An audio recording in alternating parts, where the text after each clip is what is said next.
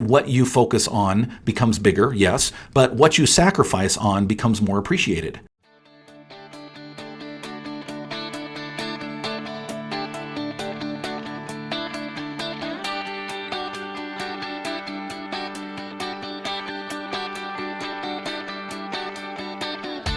Originating from deep inside the Rocky Mountains, transported through the power of the internet, and arriving inside your tiny earbuds.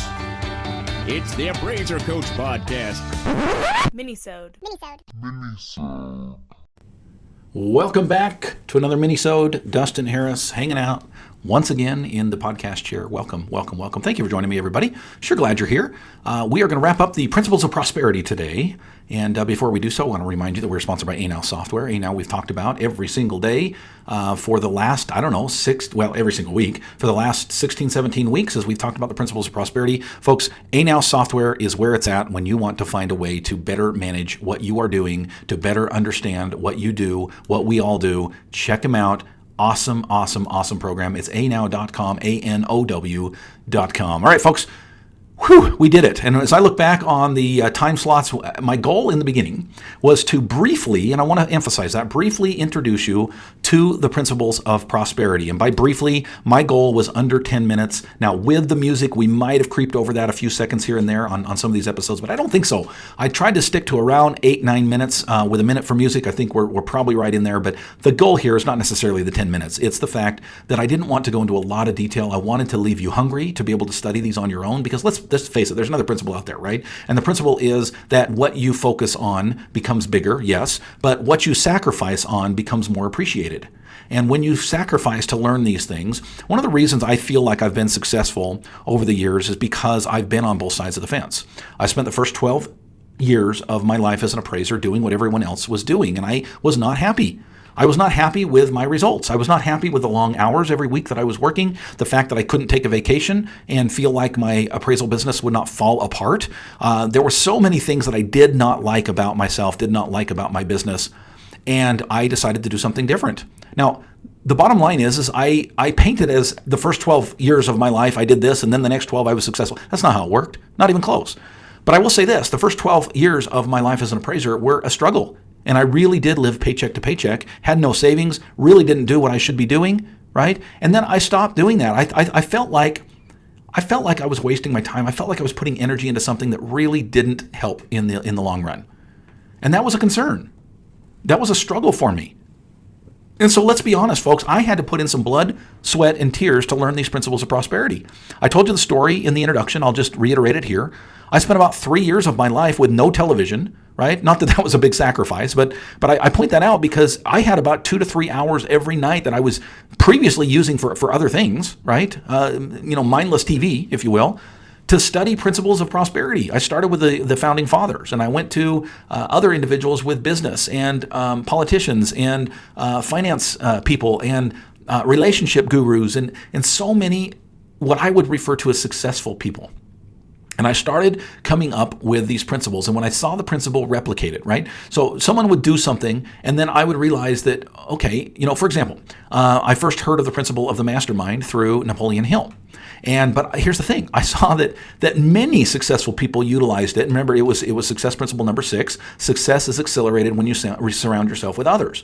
And I saw these principles being replicated over and over and over again. And it was awesome. And I said, you know what, there must be something to this, because if this many successful people utilize these specific principles, there must be something to them. And I started out with 12, and it eventually expanded into 16, and it could be expanded, it could be contracted. These are not set in stone, right? But in general, the 16 principles of prosperity have allowed me to be successful.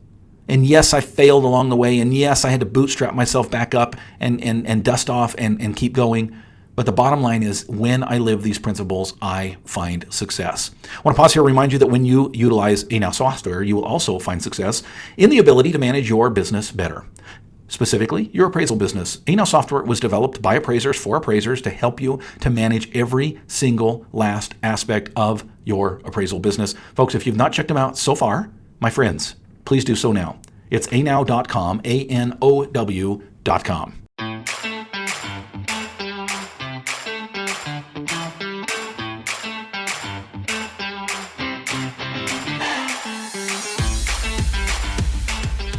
All right, folks, welcome back from the break.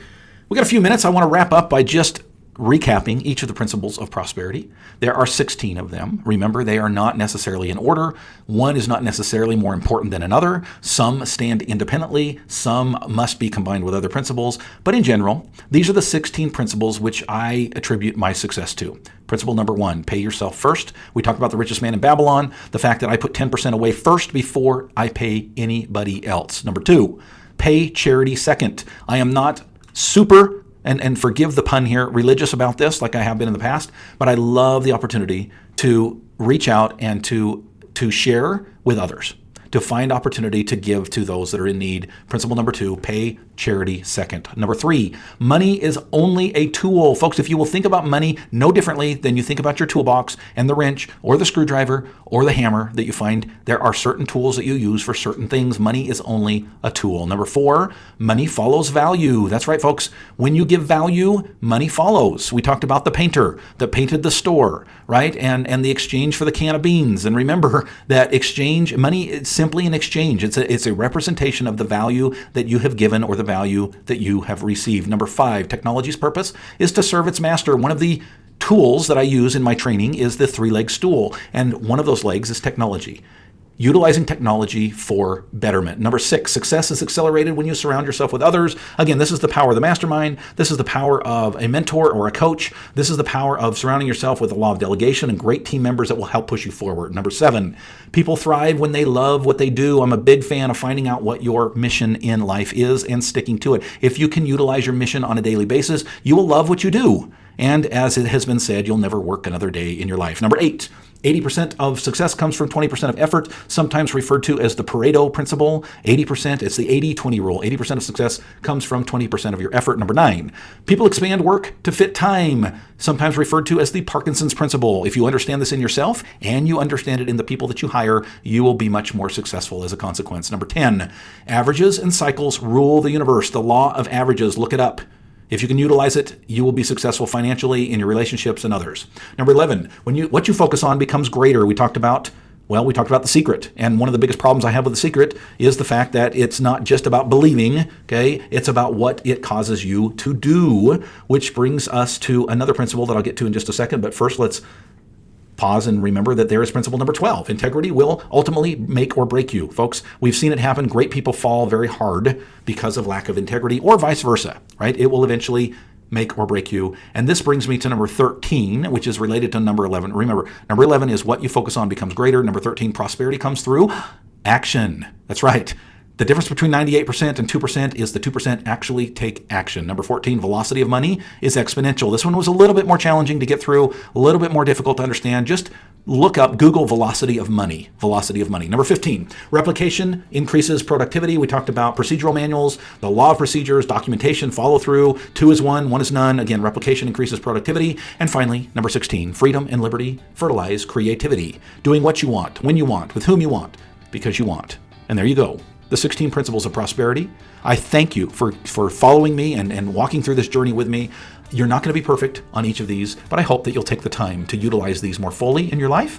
As you do so, you will find greater success. You've been listening to the Appraiser Coach podcast with Dustin Harris.